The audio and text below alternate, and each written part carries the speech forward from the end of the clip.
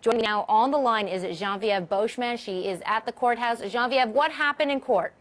Well, it was a very short appearance. When Magnotta was brought in through a live video conferencing in another room elsewhere at the detention center, the courtroom was packed. There was a second room, also an overflow room that was there.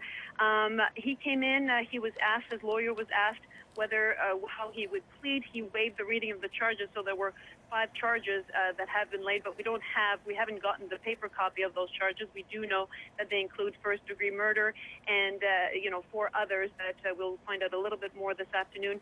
And what he said was that not guilty to all those charges. And then his lawyer asked for a delay. There will be the proceedings that will happen again next Thursday. He asked for a delay to decide whether to seek a psychiatric evaluation. So that will happen next Thursday. All right, and what was the reaction in the courtroom when he pleaded not guilty? There was no reaction, actually. It was a very quiet courtroom. Everybody was seated there. There were some onlookers, but mostly the main room was filled with journalists and no reaction at that time.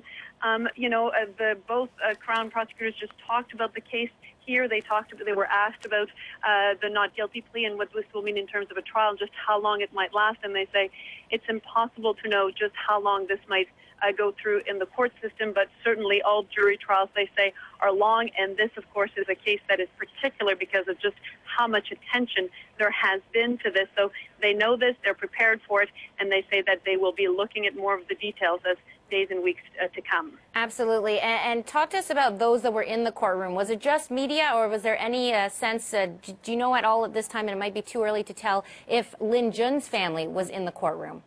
No, I don't believe the family of the victim was in the courtroom. Okay. There were a lot of journalists, and most of them, and then a few onlookers as well, but mostly, as I say, some of my colleagues. And who is representing Magnotta at this time? Is this just an appointed lawyer? Was anything discussed like that? Nothing was discussed about that trial. It is a lawyer, Maître Panaccio. I'm not exactly clear of his track record. I'm not exactly clear whether he was appointed or was chosen by Magnotta. This is something we'll look into. He declined comment when he exited the courtroom. And so describe the scene right now. Well, right now, people, it's just that the media interviews have just been over with the Crown prosecutors who said that they would agree to interviews today, but that during the trial they would not speak, that they would talk to us at the end of it. So now people are just exiting now. It's all very quickly leaving as people are returning back to their stations, I guess, to fill the story. But it is a bit of a quieter courtroom now. There was quite a few journalists. The media scrum around the 2 lawyers was huge. A number of cameras, a number of print journalists, so quite a few people at that time.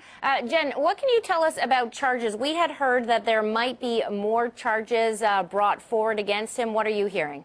No, at the moment it is the same charges that that were included in the arrest warrant, those 5 charges, and I'm trying to remember offhand all of them. The Crown prosecutor said he didn't want to read them out when he was in the scrum earlier, and so then they were not read in court. But we do know that there were charges of first-degree murder, indignity to a human body, and charges, and I'm not sure of the exact wording about the harassment to the Prime Minister, but that's again, I'm not sure of the exact wording of that particular charge. Okay, we really appreciate it. CTV's Geneviève Beauchemin with this breaking news that Luka Magnotta has pleaded not guilty to all 5 charges. Thanks so much, Jen. Goodbye, Amanda.